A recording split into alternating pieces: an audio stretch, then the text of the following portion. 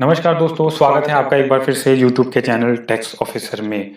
दोस्तों, GST council की meeting में बहुत सारे एग्जेम्पशन दिए थे और उन एग्जेम्पशन को लीगल पावर देने के लिए डिपार्टमेंट ने नोटिफिकेशन इशू कर दिए हैं। बट अभी भी टैक्स पेयर्स के बीच में लेट फीस और इंटरेस्ट को लेके काफ़ी कन्फ्यूजन है और ये कन्फ्यूजन जो है वो ड्यू डेट को लेकर है। तो अगर हमें ड्यू डेट एक्चुअल नहीं पता होगा तो हम लेट फीस और इंटरेस्ट में ज़रूर गलती कर सकते हैं। तो इस वीडियो में हम जानेंगे कि कब कब लेट फीस एप्लीकेबल है और उस हमारी लायबिलिटी में इंटरेस्ट जो है वो कब एप्लीकेबल होगा और कितना होगा। तो इस नोटिफिकेशन को समझने से बेटर है कि एक एक्सेल प्रेजेंटेशन में हम डेट को देखें और प्रैक्टिकल तरीके से इस चीज़ को समझें। तो अगर आपको दोस्तों ये कंटेंट अच्छा लगता है तो इसे लाइक कीजिए, इस चैनल को सब्सक्राइब कीजिए और अपने दोस्तों के साथ शेयर कीजिए। तो चलिए चलते हैं वीडियो की तरफ बिना किसी देरी के। तो दोस्तों, अगर आपका टर्नओवर 5 करोड़ से ज़्यादा है, याद रखिए, अगर आपका टर्नओवर 5 करोड़ से ज़्यादा है तो आपके लिए QRMP स्कीम जो है वो एप्लीकेबल नहीं है और आप नॉर्मल रिटर्न फाइल करते हैं। तो अगर आपका मार्च का रिटर्न पेंडिंग है तो क्योंकि मार्च के रिटर्न की जो ड्यू डेट होती है वो होती है 20 अप्रैल और गवर्नमेंट ने कोई भी ड्यू डेट एक्सटेंड नहीं किया है GSTR 3B के केस में। हालांकि GSTR 1 के केस में ड्यू डेट जरूर बढ़ी है, लेकिन GSTR 3B के केस में आपकी ड्यू डेट मार्च की 20 अप्रैल ही है। क्या 20 अप्रैल के बाद इंटरेस्ट लगेगा? जी हाँ, 20 अप्रैल के बाद इंटरेस्ट जरूर लगेगा, लेकिन 9% लगेगा। और ये 9% कब लगेगा? 15 दिनों तक, जो कि नोटिफिकेशन में दिया गया है। तो अगर मार्च की ड्यू डेट 20 तारीख है और 20 तारीख के बाद के जो 15 दिन है, मतलब कि 5 मई तक जो इंटरेस्ट है वो 9% है। एक्चुअल में जो इंटरेस्ट जो है वो 18% है, बट गवर्नमेंट ने नोटिफिकेशन के थ्रू ये आपको बेनिफिट दिया है कि आप स्टार्टिंग के 15 दिन में सिर्फ 9% का इंटरेस्ट भी भर सकते हैं। अगर आपने उन 15 दिनों में इंटरेस्ट नहीं भरा तो वो इंटरेस्ट आपका एक्चुअल 18% हो जाएगा।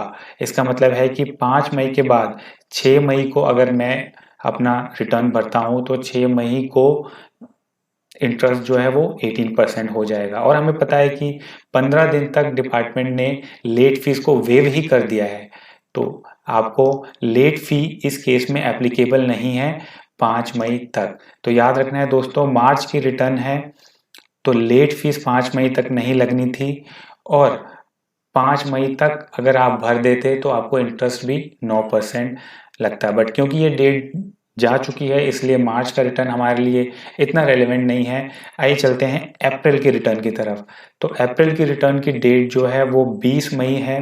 हालांकि डेट जरूर निकल चुकी है, लेकिन अभी भी आपके पास मौका है 4 जून तक का कि अगर आप रिटर्न भर देते हैं तो आपको सिर्फ 9% का इंटरेस्ट एप्लीकेबल है।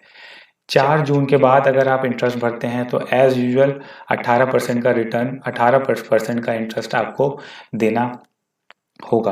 और लेट फीस क्योंकि वेव्ड है आपकी 4 जून तक, इसके बाद अगर आप रिटर्न फाइल करते हैं GSTR 3B तो आपको लेट फीस देना होगा। याद रखें, 15 दिन का हमारे पास लेट फीस का वेवर है। तो इस केस में 4 जून तक, मतलब कि कल तक अगर आपका रिटर्न फाइल हो जाता है तो एक तो आप लेट फीस से भी बच जाएंगे और दूसरा आपको जो इंटरेस्ट है वो 9% लगेगा।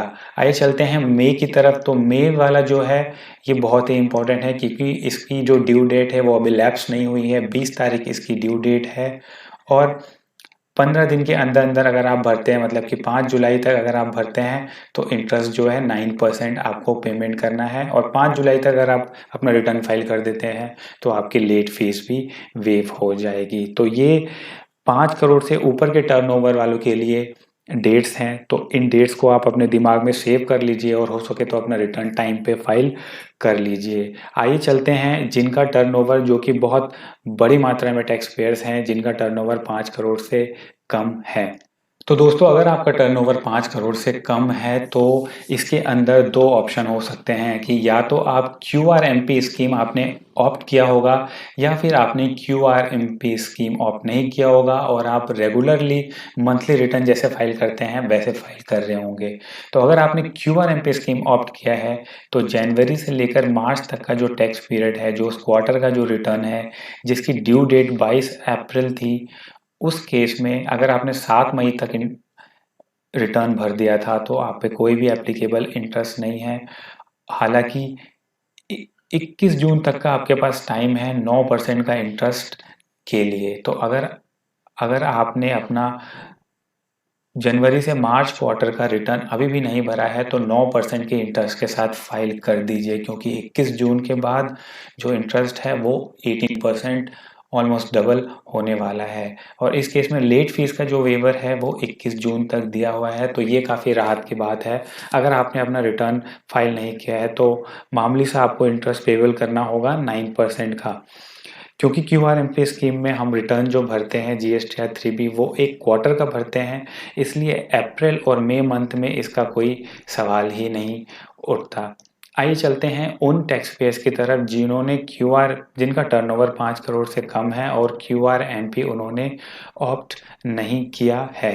तो अगर मार्च का रिटर्न है दोस्तों, तो मार्च के रिटर्न की ड्यू डेट थी 20 अप्रैल और इंटरेस्ट जो है, क्योंकि ये स्मॉल टैक्स पेयर है तो यहाँ पर गवर्नमेंट ने इंटरेस्ट का कंप्लीट वेवर भी दिया है 15 डेज के लिए। तो अगर 20 अप्रैल उसकी ड्यू डेट थी, 5 मई तक अगर आपने भर दिया था तो इस पे कोई भी इंटरेस्ट नहीं लगता। और 6 मई से लेकर 19 जून 19 जून तक अगर आप इसको भर देते हैं तो 9% का इंटरेस्ट आपको देना होगा। इसके बाद आपको 18% का इंटरेस्ट देना होगा। तो मेक श्योर कि आप अपना मार्च का रिटर्न अभी भी 19 तारीख तक भर दें। लेट फीस 19 तारीख तक वेव की हुई है, तो आई होप कि आप इस डेडलाइन को क्रॉस ना करें। अप्रैल के रिटर्न की तरफ चलते हैं, क्योंकि इसकी ड्यू डेट 20 मई है और इसके अंदर 4 जून का टाइम है, मतलब कि कल तक का आपके पास टाइम है। अगर आप कल तक भर देते हैं तो आप पे कोई भी इंटरेस्ट एप्लीकेबल नहीं होगा और ना ही लेट फीस लगेगी। तो अप्रैल और मई मंथ का जो रिटर्न है वो बहुत इम्पोर्टेंट है। इसकी ड्यू डेट जो है वो फॉल कर रही है और अगर हम अप्रैल का ड्यू डेट जो इंटरेस्ट का वेवर के साथ है वो है 4 जून और मई का जो है 5 जुलाई। तो काफ़ी समय है। हालांकि अप्रैल के लिए आपके पास बहुत कम समय है, तो इसे जल्दी से जल्दी फाइल कर दें और इन ड्यू डेट का ख्याल ज़रूर रखें ताकि आपको इंटरेस्ट और लेट फीस का बर्डन ना पड़े। तो ये एक छोटा-सा अपडेट था लेट फ़ी और इंटरेस्ट को लेके। आई होप कि टैक्स पेयर्स को ये कन्फ्यूजन जो है इस वीडियो के साथ ज़रूर दूर हुई होगी। अगर आपको लेट फ़ीस और इंटरेस्ट कैलकुलेशन में अभी भी कुछ प्रॉब्लम है तो कमेंट कीजिए या फिर मुझे मेल कीजिए, मैं इसका रिप्लाई ज़रूर करूँगा। तो इसी के साथ मैं अपना वीडियो समाप्त करता हूँ दोस्तों। जय हिंद।